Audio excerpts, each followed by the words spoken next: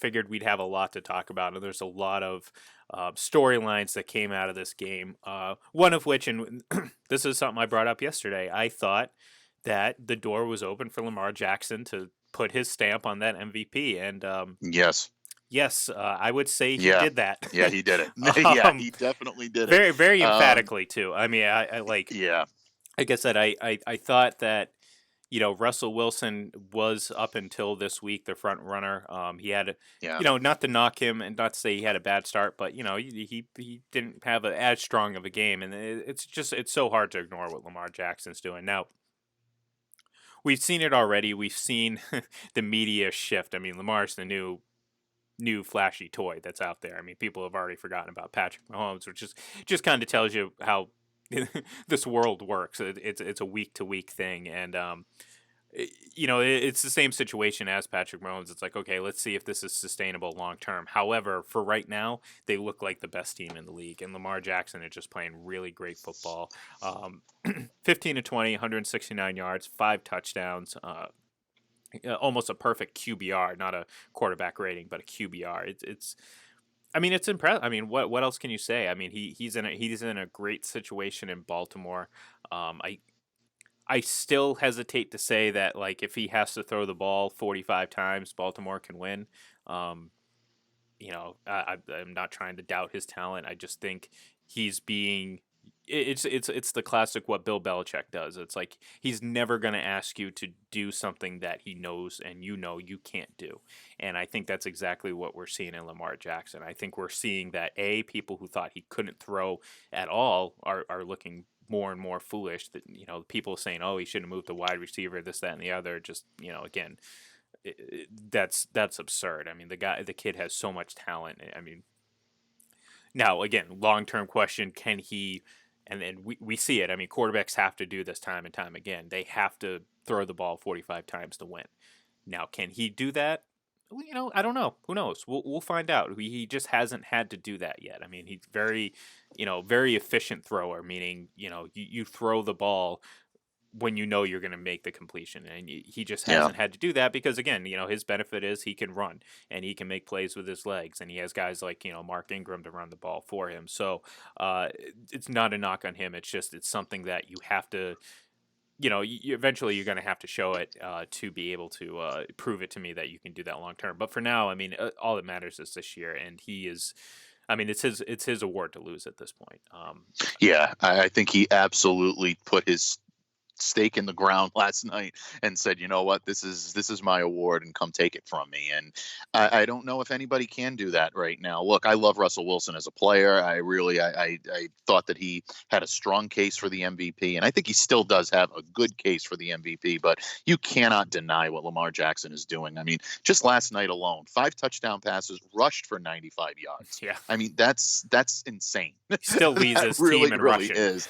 Exactly. And to do what he's doing and really be the focal point on offense, he's not only their most dangerous pass threat, obviously, he's their quarterback, he's their most dangerous runner. That you almost never see that.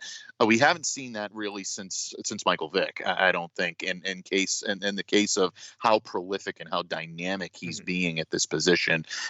It's not something we've completely never seen before. You see that so much on Twitter. He's doing something, and we saw it with Mahomes, where he's doing something we've never seen before. Well, there have been guys that have played in this league that have set the table for that type of game. You mentioned last week when we talked about it, Warren Moon. I mentioned Randall Cunningham. These guys have set the table for that type of quarterback play that you're seeing out of Lamar Jackson. Cam Newton, obviously. I mean, how quickly we forget the MVP season that Cam Newton had a couple of years ago. I mean, that was very impressive. So you look at what, I hope that the national media is not doing him a disservice by pumping the tires so much and setting expectations that simply he may not be able to live up to down the line. Obviously, right now, he is the best player in the league. He's playing like it.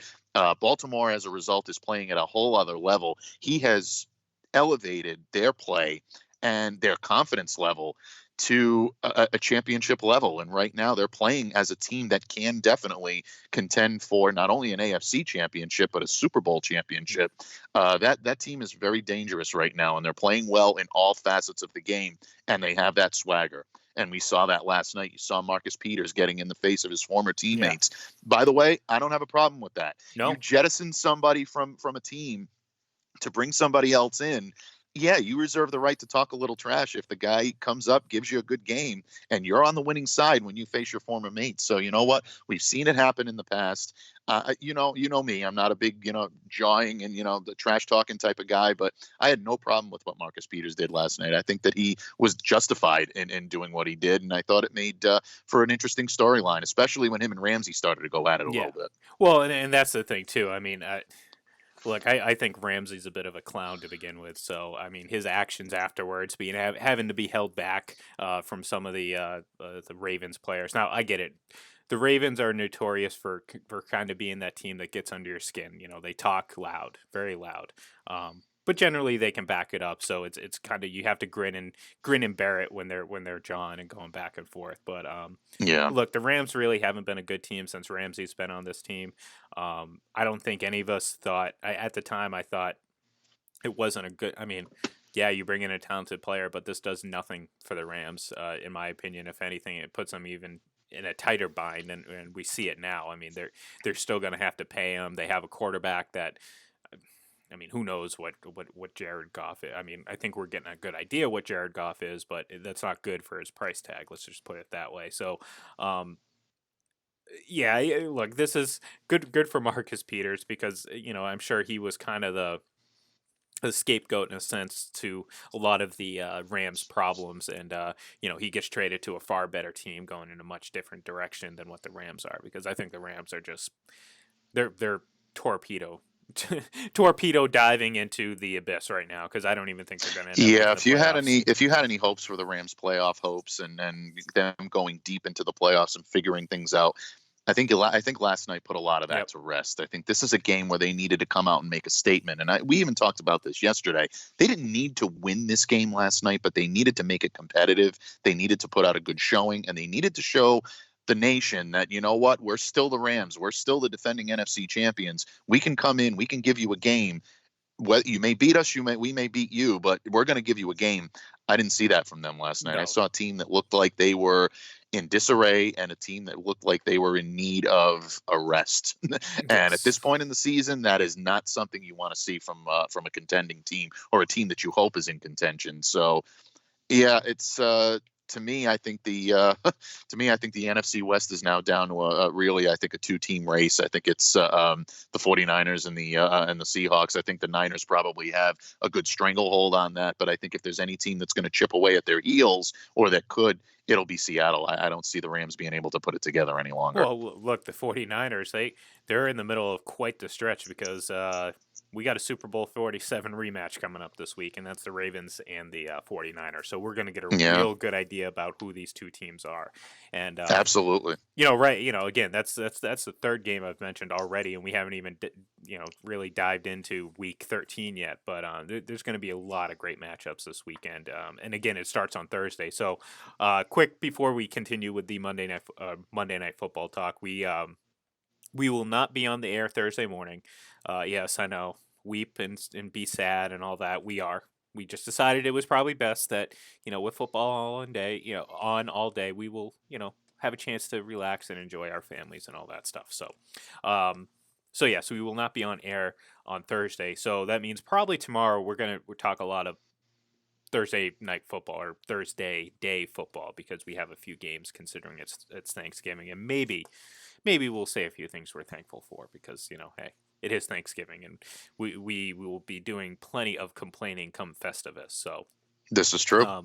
which again, that's probably my favorite holiday is Festivus, and there's a lot of things that made me angry this year, and Yes, Ian will be getting his pole out of the crawl space this That's right. year. He's doing that this weekend, but it requires no decoration No. because, after all, Frank Costanza finds tinsel distracting. Don't want any tinsel on the pole. Definitely not. Actually, we're going to do the feats of strength on camera. So buy your tickets now, place your bets. We're gonna have our odds maker give some odds out there. We'll see who comes out. I think it should be a big hit among the fans, I would say. Yes, it definitely will. No holds barred feast No, of strength yes. as well. No Yep. holds barred. Yeah, that's right. Yep. Or no, I always loved the the random gimmick matches in wrestling, like the was it the Texas cowbell or the the I don't redneck think cowbell anything. like Yeah, I cowbell don't think match. anything got. I don't think anything got worse than the pink slip on a pole match. I think Yeah. that was pretty much. Yeah, that was when you look at that, you're looking at it and going, really, this is what they're coming up with now. I think yeah, it's a Hey, little. hats off for the That was a little yeah. creativity.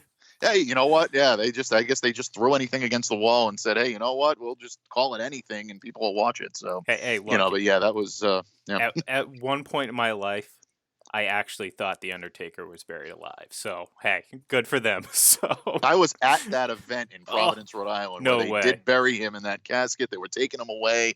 And believe it or not, I will say this, credit WWE back then with some great special effects.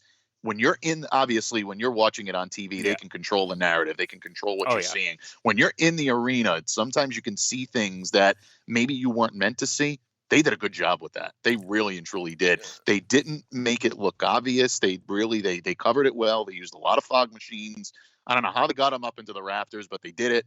And it was pretty cool, seeing that. So that was interesting to see how the WWE did that back then before the special effects were out today that they had back then. So Well, and really, and really the fun. fact that everyone has a camera phone now, and it's so hard to obviously hide stuff like that. Well, it's like I remember coincidentally a Raw in Providence that I went to back in the day, and it's actually one that I'm sure you might remember. It's the right before the Invasion pay per view, and Vince McMahon was trying to get the old Stone Cold Steve Austin back.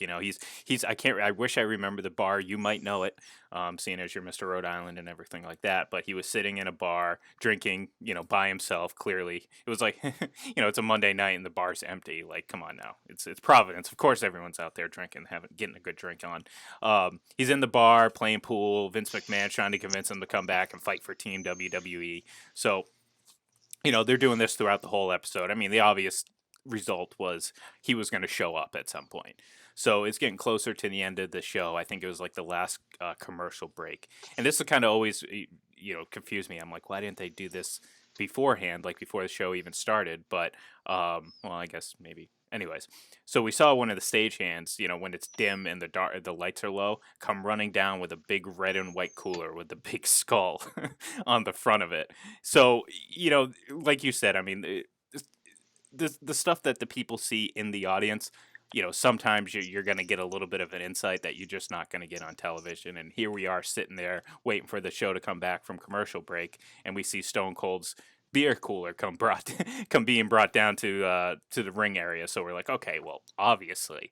So the closing segment comes. They're all ECW, WCW, all these guys. They're fighting in the middle of the ring, and obviously Team WWE is getting manhandled and glass shatters. And well, actually no, I apologize. The camera pulls up and this is a big old big ass truck comes pulling into the backstage area, and of course Stone Cold comes out with like two broken pool cues and just starts beating everyone senseless, and of course comes down to the ring and everything like that. So but yeah, that's I guess that was my story based on you saying they did a good No, that job was a good covering it story. up. That was a good, absolutely. That was a good story. And I can tell you about that bar. I've been to that bar. It's a real bar, folks. It's called a Friendly Tap. It's actually Yes, not thank in you. Providence.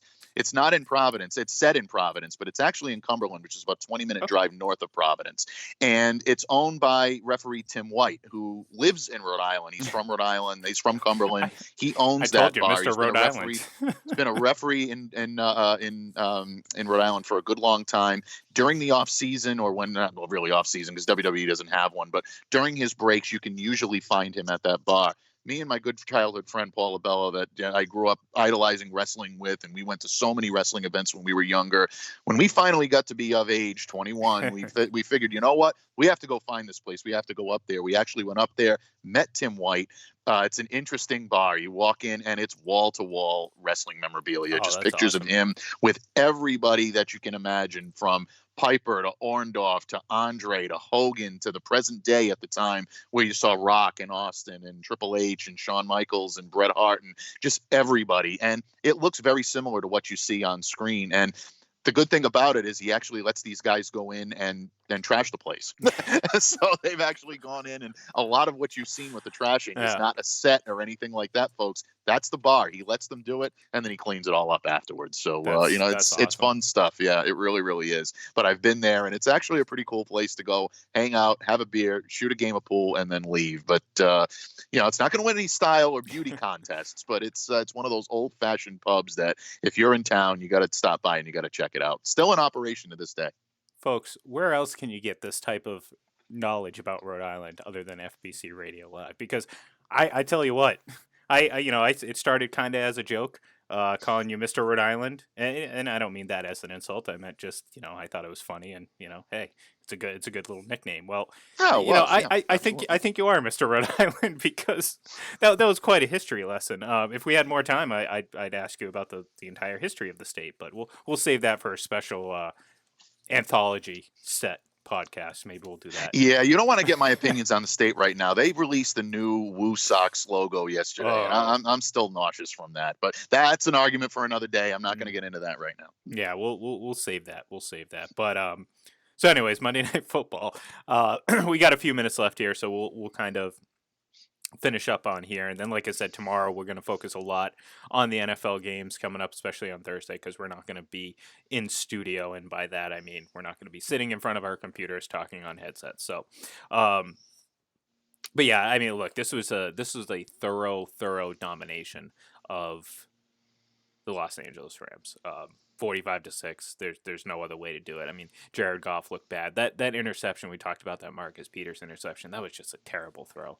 I don't know what he was throwing at, but it was so off target that it was, it was almost like he was aiming for Marcus Peters, or at least leading him into a spot where Marcus Peters could get an easy interception, because that's exactly what he was doing. But outside of Lamar Jackson, Marquise Brown, impressive. I mean, they have a really good set of talented wideouts. I mean, none of them are going to jump off the page at you, but I mean, what can you say? I mean, they get the job done. They're athletic. They're fast.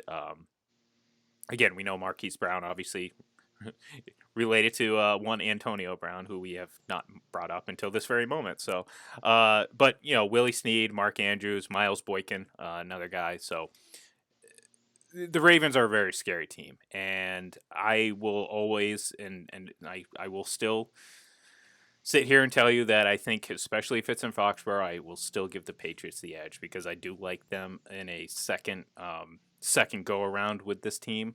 However, I mean, it's getting harder and harder to deny how good the Ravens are. And we mentioned it yesterday. I thought the Patriots and the 49ers are really starting to separate themselves. Well, I think I can emphatically say that the Ravens are also in that mix. So to me, you have three teams, and then you have the rest of the NFL.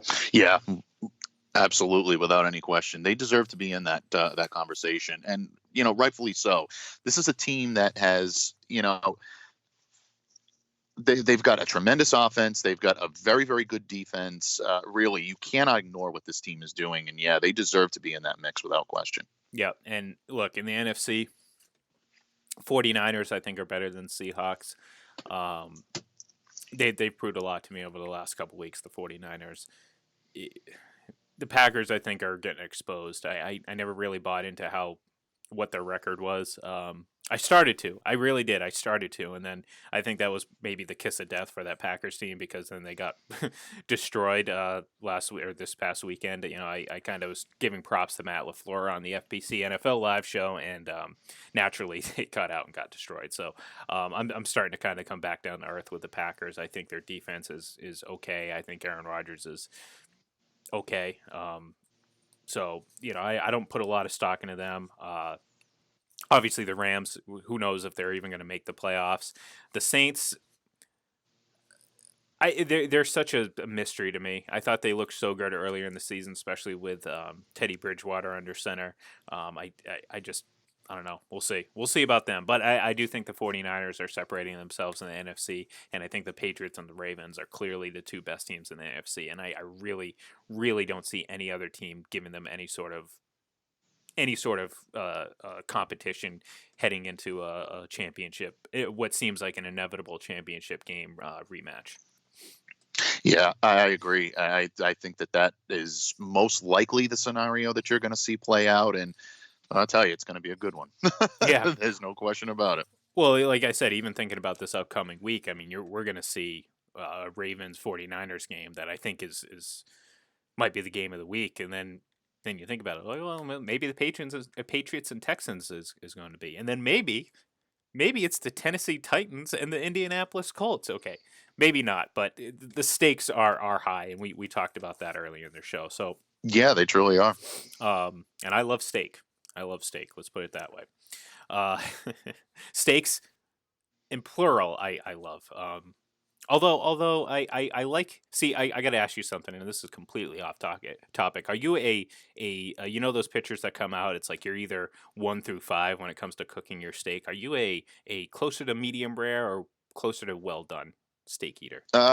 Closer to medium rare. Ooh, Yeah, I'm okay. definitely closer to medium rare. I'm not on the well done side. I mean, I definitely don't like it still mooing. I mean, there's a level of cooking that has to be done to your steak. I mean, I can't have it. There are some people, and I think it's true of Italians in general that they like it done like almost barely cooked. But not me. I'm a little bit, but I'm closer to medium rare than I am well done. I would say a solid medium Okay, would yeah, be me. yeah. Not quite medium rare, not quite well done, but I'd be closer to a medium than. But if it's too overdone, yeah, I think that's. I'd rather have it underdone than overdone. I guess is the best way for me to put it. See, and I'm almost like the opposite because I have this awful paranoia about like foodborne illnesses.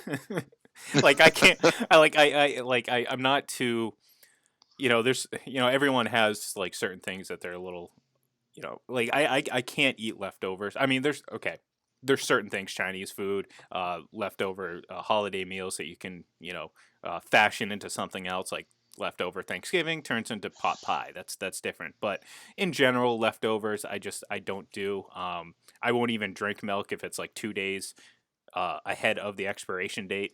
Not a chance. I don't care if there's half a gallon in it. I'm throwing that out. Um, and yeah, I don't even know what I was talking about. To be honest with you, here I am talking about like food pickiness and all that stuff, and but yeah. So when it comes to steak, I'd much rather take a little bit more well done steak just to be safe, But I can't. I don't know. I'm not a medium rare eater. Just not Yeah, me. no, But understandable. I can definitely see that. I can. That makes sense. That's not off base. And that concludes our hour-long discussion on medium rare and well done steak. So if you're just tuning in, that's what we did for the last hour. That's No, it. That's no, all that's we joke. talked about. No, literally, that just spent the last. That was just the last couple minutes. But no, we did it. We had a good recap today of Monday Night Football. Again, we will be back tomorrow. Wednesday we will be off Thursday. So be sure to tune in once again tomorrow at 8 a.m. We'll be talking Thursday Thanksgiving Day football games. But in the meantime, check out our Twitter account. It's at FPC Radio Live. You can follow me on Twitter. It's at FPC or at IGLEN31, and he is at MDABATEFPC. And have a great day, folks. And yeah, go watch Planes, Trains, and Automobiles.